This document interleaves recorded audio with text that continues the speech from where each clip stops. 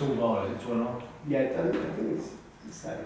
I think they're 2.5. I think you're right. I think it's 2.5 on these. Anyway, you don't want 2.5 because we're running it down.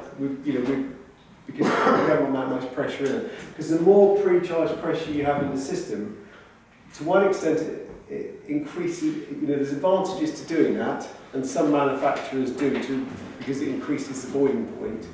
But the disadvantage is that you then have to use bigger expansion vessels. And you don't want to use big expansion vessels because they use up too much space.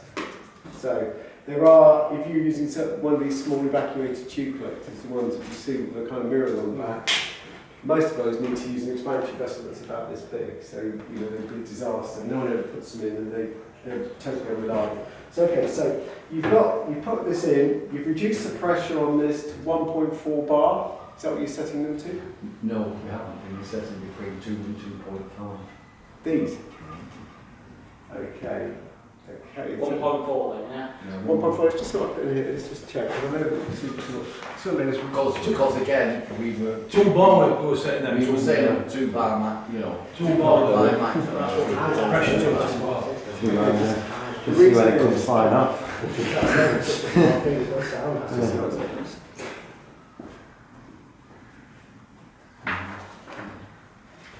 Last time, Sean, you said set that expansion vessel to 2 bar. Well, is it because it was literally because if you remember at the time, the guys weren't No, I don't alter setting anything then, do I? Well, you do, because the trouble is they come at different pressures. No. And they're not actually, just seeing what you do, seeing we mention it on here. So you're saying basically every cylinder we get To reach 1.4 bar. As per the instruction manual. Yeah. It's on the instructions. No one ever reads them. In fact, I have to say, I didn't read it. The reason being is if you go down to if you're using the 18s, it's fine. But if you're using the 12s and you've had to cut the pipe a bit shorter than normal, then by lowering the pressure, lowering it to 1.4, and then if you do that, and then you can set, because basically the panel, if you imagine the collector outside, for every metre you go above this, you create 0.1 bar of actual pressure.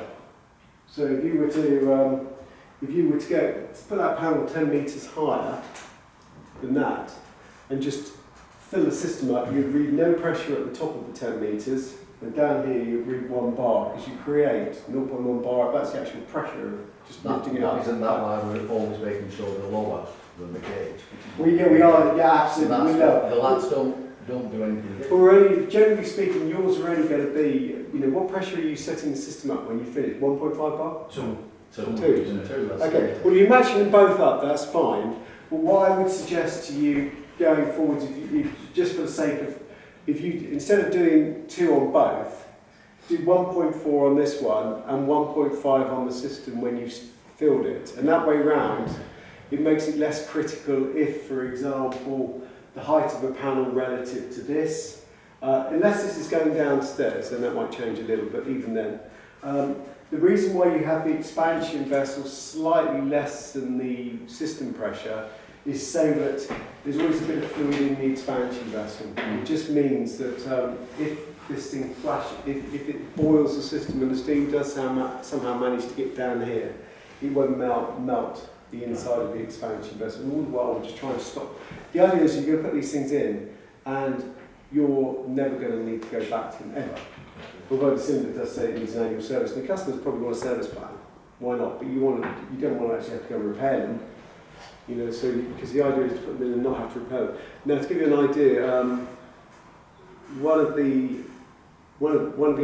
we've got I think so far we've had from us, I think we've shipped something like 5,000 systems, something like that now, since the start of the Green Hands grant. And with the exception of the odd leak, a few of these giving up the ghost. The expansion vessels, they're actually hydroformed, and you do occasionally get pinhole leaks in them, and that will happen. So if you're going to do a job somewhere away, it's worth carrying a spare one. You might well get a leaking expansion vessel. It's pretty rare, it's probably one in 200, but it happens. It just happens, it's weird, but it does. And it's because of the way they make them. They shouldn't do, they're checked. But and we've had it on a few. So it's worth, if you go any distance away, it's worth carrying a spare set of bits. Like the bits shouldn't be fault, you shouldn't get any problems, but rather, it's like carrying spare clamps for the panel on the ring, because if you drop one, it's stuffed, and like we've had people go 150 miles away and they've dropped one, they can't find it. We'll see, it's worth carrying a spare set in the van, just to be on the safe side. Anyway, so you've got it all set up, you put this in, set this to 1.4 bar. It doesn't matter if you've been doing 2, but if you set it to 1.4, because then you can use 12 litre expansion vessels as well, which are a bit smaller. Okay? So set at 1.4, that's done. Obviously, so the valve on the bottom of it. And the next thing is, obviously, you're ready you've got this wired in, sensor 1, roof, sensor 2, bottom of the cylinder, sensor 3 there, power cable. Now on the controller, inside the controller here, one thing that people have been doing is, you might not notice this, but if you find the controller's doing something bloody odd, you will see that you've got, for the pump, it says R, N and R. But the second R, which is the last socket along here, has got an R with a little line above it. It's an inverse relay. What that means is, when it should be on, it's off, and when it should be off, it's on. And we've had people wiring those up backwards. Yeah. We've had 3 or 4 at the back that are faulty, and they're not faulty, it's just they put them in back to front. So that's an easy mistake to make. So if you find it's doing something odd, just whip the front off and have a quick look, and just check, because it's easy enough to do it, because they're both marked as R. So it's live neutral, relay for the pump, neutral for the pump, nothing in that one there. Then you've got the sensors here, sensor 1, sensor 2, sensor 3, it doesn't matter which way around they go, they're only resistors. In terms of wires, can go back to front or whatever, doesn't matter. And then you've got U1 and minus. They're for the small PWM cable. Brown is the U1, and then blue is the minus, which is in the instructions. And that's it. That's the smaller of the 2 cables. If you put that in the power socket, it will blow your pump. Yeah. So because we've got normal power on the power side, and the other side is different colours, with the black. This one's, unfortunately, I don't know about these, but the manufacturers are prone to using, if you have a look at this, you'll see that the small cables are brown and blue, just like the power cables. And it's almost as if the manufacturers are trying to get people to blow up pumps. But there isn't an earth on that one. There isn't an earth on that one. That's the way we make sure. Yeah, that's right, yeah. So, we're double checking that, because it's one of those things.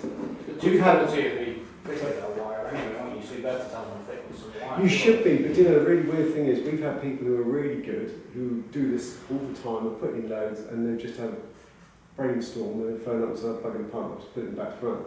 Don't know what to do. Because late at night, still we do the power side in first, then we do the sensor. That's right. That's That's it. And then they don't make the mistake. Exactly.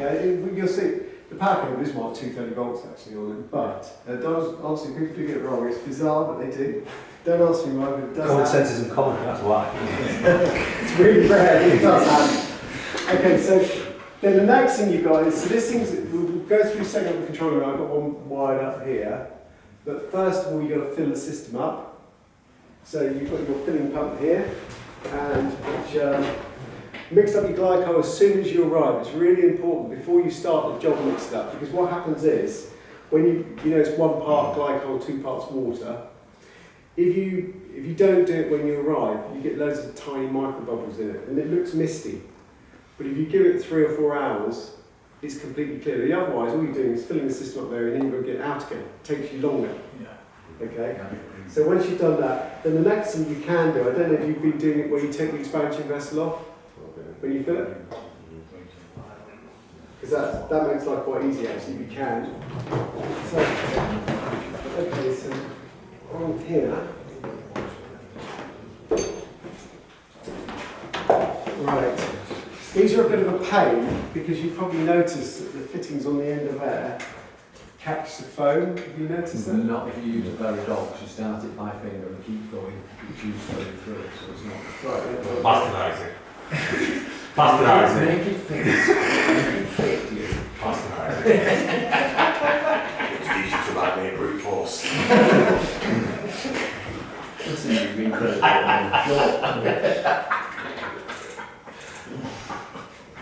You can fill them up either way. You can fill them up forwards or backwards. They do work both ways, but it's normally the way you usually do it, unless you obviously need. Which one's that? Now I've been asked for some longer hoses this morning for these, so we're going to get some longer ones so you can leave it downstairs, so you don't have to take it up into the loft. So Well, there we come in, John. well, previously people have just made them up. They've just gone to a Chandler's because this is outboard motor fuel line. So there's somewhere that does outboard motors, and you normally can make up the fittings to go on the end as well. They normally do, but this guy wants proper ones from Germany, so we said okay. Well, the one that comes out of the pump goes into the top one. Sorry mate, what length are we looking at? Well, they were asking, they wanted 12.5 metres. Yeah, that's what we're looking for. That's what they've asked for. And then basically, Oh, what is it? Yeah, if you use two extension cables, or an if you use two, if you make up a small extension cable from the plug, you can take it up in the loft with you, and then if you've got another pull-out Just extension pull it out, cable you've with a got switch on it, you can switch the top one up in the loft too. It's just sometimes you can't put it in. the It's lock getting the because machine up in the loft is the issue, Well, not the You control. need to get We'll this get it off. up. That, being honest, John, is a lot heavier than what I've got. Oh, yeah, no, I agree. That's the Well, way. that's full of fluids. Especially when we put the products in, because we don't want that sitting in there. We've got the 12-metre roses, Oh, though. we've got the 12 12 extension metre cable. roses. We've had people drop these through seams. Oh yeah, we know that, that's why we don't want to do that. Yeah, okay, so that'll make more sense. So we'll sort out some longer hoses. Okay, and in fact, a friend of mine owns a company called Hydropro. Do you have that? Oh, okay, well, they do hoses, so I might even get German ones, I'll see if you might want them a bit quicker. Okay, so the one out of the pump goes into the top. We've got that.